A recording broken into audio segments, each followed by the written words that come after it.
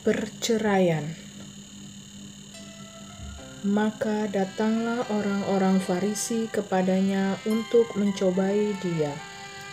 Mereka bertanya, apakah diperbolehkan orang menceraikan istrinya dengan alasan apa saja? Jawab Yesus, tidakkah kamu baca bahwa Ia yang menciptakan manusia sejak semula menjadikan mereka laki-laki dan perempuan? Dan firman-Nya, sebab itu laki-laki akan meninggalkan ayah dan ibunya dan bersatu dengan istrinya, sehingga keduanya itu menjadi satu daging. Demikianlah mereka bukan lagi dua, melainkan satu. Karena itu, apa yang telah dipersatukan Allah tidak boleh diceraikan manusia.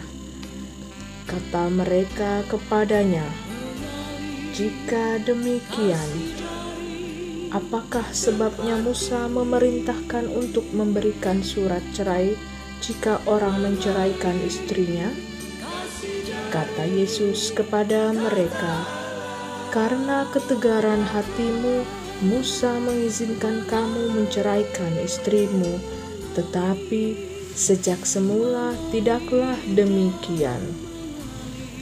Tetapi aku berkata kepadamu, barang siapa menceraikan istrinya, kecuali karena zina, lalu kawin dengan perempuan lain, ia berbuat zina. Murid-murid itu berkata kepadanya, jika demikian halnya hubungan antara suami dan istri, lebih baik jangan kawin. Akan tetapi ia berkata kepada mereka, tidak semua orang dapat mengerti perkataan itu, hanya mereka yang dikaruniai saja. Ada orang yang tidak dapat kawin karena ia memang lahir demikian dari rahim ibunya, dan ada orang yang dijadikan demikian oleh orang lain, dan ada orang yang membuat dirinya demikian karena kemauannya sendiri oleh karena kerajaan sorga. Siapa yang dapat mengerti, hendaklah ia mengerti. Selamat pagi Bapak, Ibu, dan Saudara sekalian dimanapun berada. Kami berharap Anda dalam keadaan sehat dan bahagia. Perkawinan mengantarkan seorang laki-laki dan seorang perempuan kepada kehidupan yang baru. Seorang laki-laki akan meninggalkan ayah dan ibunya, lalu mengikuti pasangannya, memulai kehidupannya yang baru. Demikianlah mereka bukan lagi dua, melainkan satu. Karena itu, apa yang telah dipersatukan Allah tidak boleh diceraikan manusia. Sabda ini hendak menegaskan perkawinan itu satu dan sekali seumur hidup. Pertanyaannya, bagaimana cara kita mempertahankannya? Bapak, Ibu, dan saudara-saudari sekalian, untuk mempertahankan perkawinan dibutuhkan kesetiaan. Kesetiaan adalah bahan bakar untuk menggerakkan roda perjalanan dan perjuangan para pasangan suami istri mencapai tujuan perkawinan itu sendiri. Untuk bisa setia dibutuhkan pengorbanan. Untuk bisa berkorban dibutuhkan kerendahan hati. Perkawinan itu suci. Perkawinan itu gambaran kasih Allah yang sempurna kepada manusia. Seluruh konsekuensi di dalam perkawinan adalah kasih Allah. Apapun yang hendak dibuat, yang dialami di dalam perkawinan, landasannya adalah kasih Allah. Mungkin Bapak, Ibu, dan saudara sekalian yang usia perkawinannya sudah lebih dari 10 tahun, pastilah sudah banyak mengalami suka dan duka dalam menjalani bahtera rumah tangga.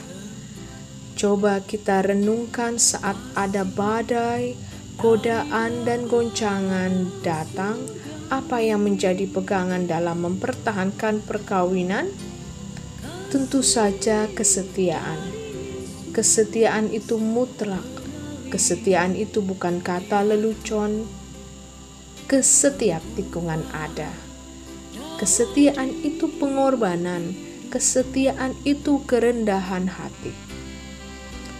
Tujuan perkawinan adalah upaya saling membahagiakan, saling melengkapi dalam kehidupan harian bersama dan dalam menjalankan tugas perutusan dari Tuhan.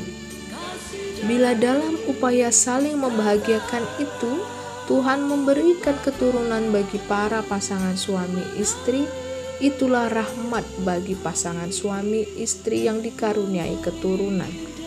Bila ada pasangan suami istri yang tidak atau belum diberikan keturunan, janganlah kiranya itu menjadi bahan untuk saling menyalahkan.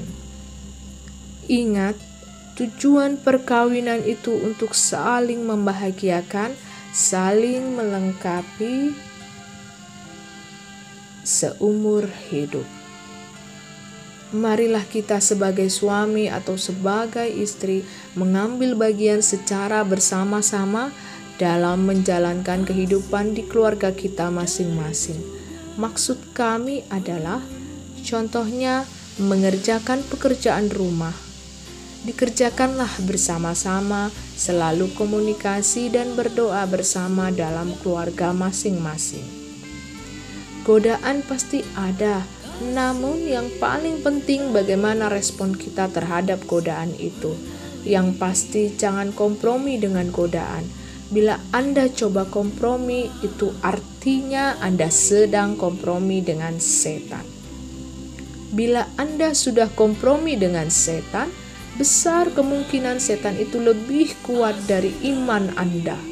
Namun bila Anda memilih tidak kompromi, dengan sendirinya godaan apapun akan dikalahkan oleh iman dan kesetiaan Anda. Marilah kita berdoa.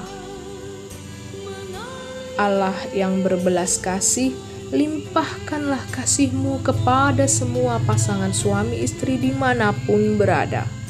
Engkau sendiri ya Tuhan yang telah mengikat perkawinan para pasangan suami istri.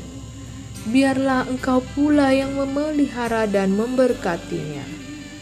Kemuliaan kepada Bapa dan Putra dan Roh Kudus, seperti pada permulaan, sekarang, selalu, dan sepanjang segala abad. Amin.